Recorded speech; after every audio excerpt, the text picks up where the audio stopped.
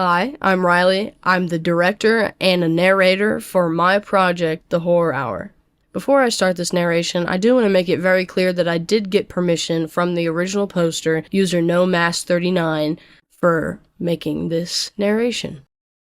Mr. Vermeil, I think I saw a man with a gun outside. Katie called, raising her hand.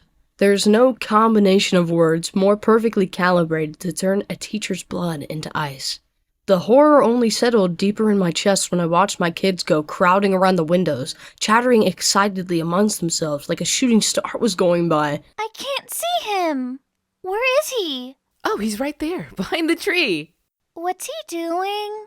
What's he look like? I couldn't see a thing out there myself. The thick, oppressive blanket of a mountain fog that had always settled on this school made the visibility low in the best of times. All I could see was that endless ocean of trees disappearing into that vast backdrop of white. But I trusted my students, and I took their reports dead seriously. "Get down!" I finally shouted once I'd worked out the knot in my throat. "Get down under the windows, and don't let him see you." It was the first time I'd raised my voice at these kids, and I think that scared them more than the man outside. The room was a cacophony of squeaking chairs and shoved desks as they rushed to huddle under the windows. All the while, my heart was pounding in my ears as I scrambled to pull up the Velcro straps over every window that would release the safety shutters. Every instant, I felt certain that some homicidal maniac was about to take my head off with a .308 Winchester. I wasn't even just scared to die. I was scared of my students being forced to witness something like that. But I got lucky. Or maybe he had mercy. The only way for me to reach the headmistress' personal phone was an old-school red telephone sat on my desk, with a bit of tape reading, "For emergencies only." She'd always been very particular that she be called instead of the police in times like these. All I had to do was punch in the *66, and she picked up in an instant. I'm embarrassed to imagine what I must have sounded like. The incomprehensible verbal diarrhea of a man who had never dealt with a situation more deadly than a bicycle crash or a high fever. But luckily, she seemed to parse together exactly what I was getting at, and her stoic, commanding tone silenced my babbling in an instant. "It will be dealt with." Sirens. Sirens started blaring all over the school like it was about to be leveled by a tornado, or maybe some nuclear Armageddon. Under the din, my students all frantically whispered to each other, trying to guess at what was going on. Oh, he's a hunter, Was the consensus. That almost calmed me down. If he was just some hunter after the elk and the mule deer up here in the Rockies, no biggie, right? But for some reason, the word hunter seemed to strike the kids with terror.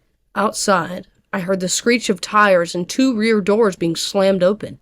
My curiosity piqued. I'd seen that black van labeled security parked in the lot, but I'd never gotten a glimpse inside. Despite my better judgment, I couldn't resist the tiniest peek under the corner of the shutter. Out of the van poured 2 individuals dressed less like school security guards and more like the sort of shadowy government agents you'd see in movies. Black suits, shades, and earpieces fitting their perfect comb-overs. I think what I saw them do next was the moment that forever changed me, forever shattered my delusion that the universe is ultimately a rational and orderly place. The 2 guards checked off their equipment, dropped to all floors, and broke into a sprint. Under other circumstances, it would have been laughable.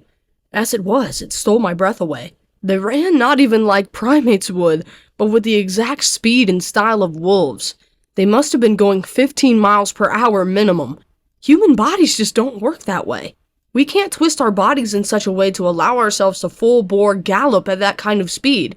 Our joints weren't meant to bend in those directions. They disappeared into the forest like hunting dogs, let loose upon the scent of prey. I jumped, and a gasp spread across the room as a gunshot erupted in those woods. And then another. 2 shots in total, echoing down the foggy valleys of the mountain, scaring away all the crows. Then came a long silence as I held my breath, waiting to see if the nightmare was all over, or just beginning. And then the screaming began. It started as a rumbling murmur, one I couldn't place. Then it acquired peaks and troves, reaching through pitches that managed to strain my ears. At its height, it almost seemed louder than the gunshots had been. It was a man's voice, at least at first, but then it developed into something that wasn't quite human at all. Like his vocal cords had been ripped into, and the only sounds he could still produce was to bay like a dying animal. Yet somehow, even that didn't horrify me as much as my students' reactions. They seemed relieved, as if this proved we were out of danger. The screams dulled, the sirens disappeared, and my students returned to their seats, staring at me as if expecting me to continue the lesson. It was all so surreal, like something out of a dream. Never before in my life have I been surrounded by people, yet felt so utterly alone. I tried not to break down in front of my own students, but unlike my class, I just couldn't move past what had happened, like it had been no big deal at all. So, like a sleepwalking man acting on instinct, I did the first thing I could think of. I called the headmistress again. Her tone was flat, as if nothing was out of the ordinary. Vermeil. I wanted to scream at her, but words failed me. I was panting like a dog. I took a drink of my water with a shaky hand. I need to know what that was. Mr. Vermeil, this phone is only to be used in the case of emergencies. Emergency? This isn't an emergency? There was a shootout outside of my classroom. Where's the police? The press? They're not coming. It was all a false alarm. Nobody was hurt, she said sternly. Nobody was hurt? Are you hearing yourself? I heard a man wail like he was being fed feet first into a meat. I caught myself, glancing at my class. If you had heard the things that I've heard, you wouldn't be so... When I employed you under the auspices of the Integration Initiative, it was because I was assured of your dedication to teaching. Surely you recognize the importance of not allowing your class to fall even a day behind the schedule outlined in the syllabus? We cannot allow every minor incident to interfere with their... Minor incident? Am I the only one here who hasn't lost their mind? I mean, if this is what you consider routine, then I don't want to know... Mr. Vermeil. She spoke in a tone that always silenced me, as if she commanded my very mind. In the silence, she let out a long sigh. When her voice returned, I couldn't tell if she was leveling with me or humoring me. Tell you what, I can tell you've had a stressful day. Why don't you take the rest of it off? I can have a substitute fill in while you get some rest. Okay? I wanted to argue, to scream and shout, but I realized how my students were looking at me, and I noticed the tears on my cheeks. Needless to say, I did end up taking the day off. All the while, I agonized over whether to quit. I mean, this was supposed to be my big break, my first real teaching job since the incident a few years back. No more tutoring, no more subbing. Getting to head my very own class and create my very own lesson plans. I spent the night on the couch, watching the news like a hawk. It was all still small-town nonsense. A cat stuck in a tree, a charming local bake sale, and not a word about whatever had happened at that school on the mountainside. The headmistress's gaslighting was starting to work on me. If nobody saw anything wrong with what had happened, then the problem must be me, right? I must have misinterpreted everything. There had to have been some reasonable explanation for what I had seen and heard. So, the next morning, it was right back to work. The thing is, I've never gotten a good explanation for what the Integration Initiative was. I'd assumed it was some sort of remedial education program. After all, the bulk of my class was severely behind by the 5th grade standards. Many needed to learn basic social behaviors, properly expressing their emotions, how to read or write, or even how to speak at all. The Hastings twins, for instance. They were brother and sister, or so I've been told, but nearly impossible to tell apart. They were both so androgynous, with flawless pale skin totally free of even a single strand of hair, even eyebrows. And they never emoted, never reacted, never even blinked.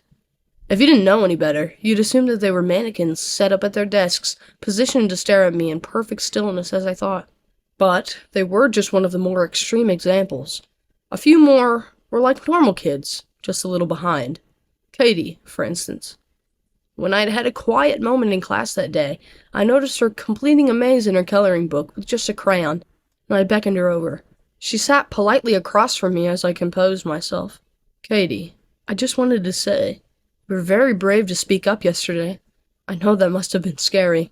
School is supposed to be a safe place. If you ever need to talk to me about anything, you can just let me know, okay? She stared at me for a moment, and then said, as casually as you'd discuss the weather, I hope he suffered. There was a long silence. I blinked, trying to register what I'd heard. What? I hope he died real slow. She continued. Her face was blank, her tone flat. I hope they took their time with him. I hope that he'd felt every moment of it. I wiped the sweat from my brow. That's not, He was a hunter, Mr. Vermeil. He deserved it. she insisted. I hope they took him somewhere so they can keep him alive. I hope they're taking away his fingernails and his teeth and his eyes, and he's crying and screaming and... Katie! I suddenly cut in. Do you remember how we talked about no-no subjects? She nodded. After all, we'd spent a lot of time in class discussing what was appropriate to say. I continued, trying to hide the quiver in my voice.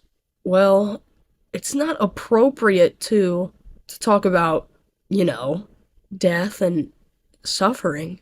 It was like a switch flipped. In an instant, Katie went right back to being just an ordinary little girl. Oh! Sorry, Mr. Vermeil. I'll remember that for next time. And just like that, she went right back to her desk, leaving me dazed and stunned like I had just been punched in the teeth. Even now, I can't help but wonder what she meant by next time. I've learned my lesson. Never talk about what happened to anyone. Never even mention it. And the same goes for any other strange oddities I'm beginning to notice around the school, like the ditch full of the shed skins of something much larger than any reptile we have up here in Colorado, or the sound of loud TV static emanating from the bathroom. I'm 100% certain had no television. All of it's completely normal to everyone around me, but I can't get it out of my mind. I still check the news and Google obsessively, but I can't find the slightest mention of anything off about this place. I did, however, notice something on Facebook. Someone local was asking whether anybody had seen her brother, William, a heavy-set man with a big bushy beard, who had gone missing without his PLB even being able to report any location. The post had been made the day after the incident I'd witnessed. Apparently, the last time they'd spoken, William said that he was going on a hunting trip.